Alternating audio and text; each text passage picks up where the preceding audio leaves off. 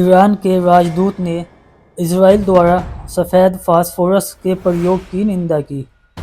संयुक्त राष्ट्र में ईरान के स्थायी प्रतिनिधि ने लबनान और गाज़ा के खिलाफ युद्ध में फास्फोरस बमों के इस्तेमाल के लिए इजराइल की निंदा की। अमीर सईद इरावानी ने गुरुवार को कहा कि इस तरह की कार्रवाई युद्ध के अपराध के बराबर है तथा उन्होंने रासायनिक हथियार निषेध संगठन OPCW से आग्रह किया कि वे ज़ायोनी इकाई के खिलाफ अंतर्राष्ट्रीय जांच शुरू करें।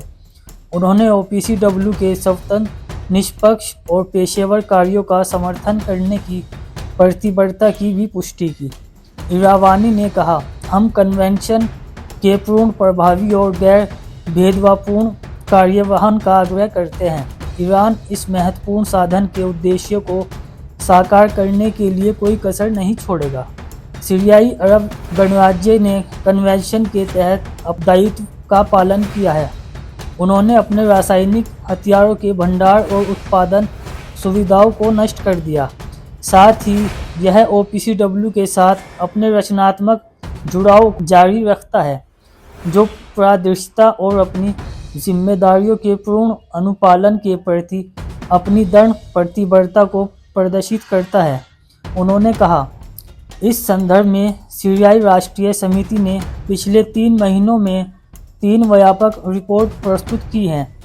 इसने घोषणा मूल्यांकन टीम के साथ परामर्श के 28वें दौर में भाग लिया है और लंबित मुद्दों के समाधान को सुगम बनाने के लिए अनुरोधित जानकारी, दस्तावेज और स्पष्टीकरण प्रदान किए हैं।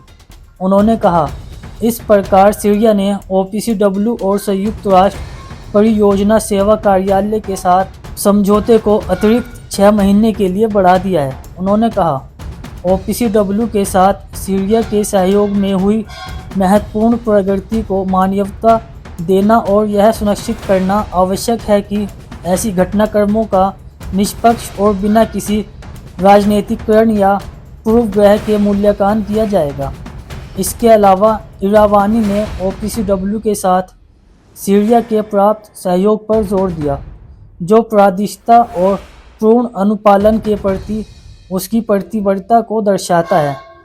उन्होंने तथ्यों को स्थापित करने तथा विश्वसनीय निष्कर्ष पर पहुंचने के लिए तटस्थता, वैश्विकता तथा सुसंगत साक्ष्य आधारित दृष्टिकोण के साथ अपने कार्यों का संचालन करने का आग्रह किया।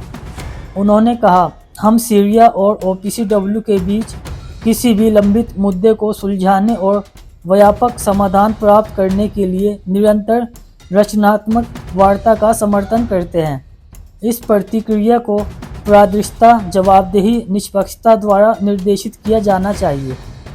अक्टूबर 2023 के हमले के तुरंत बाद ह्यूमन राइट्स वॉच ने कहा कि उसके पास लेबनान और गाज़ा में लिए गए फोटोज का सत्यापन है, जिसमें गाज़ा सिटी बंदरगाह और लबनान की सीमा पर 2 ग्रामीण स्थानों पर तोपखानों से दागे गए सफ़ेद फास्फोरस का कई बार उपयोग दिखाया गया है।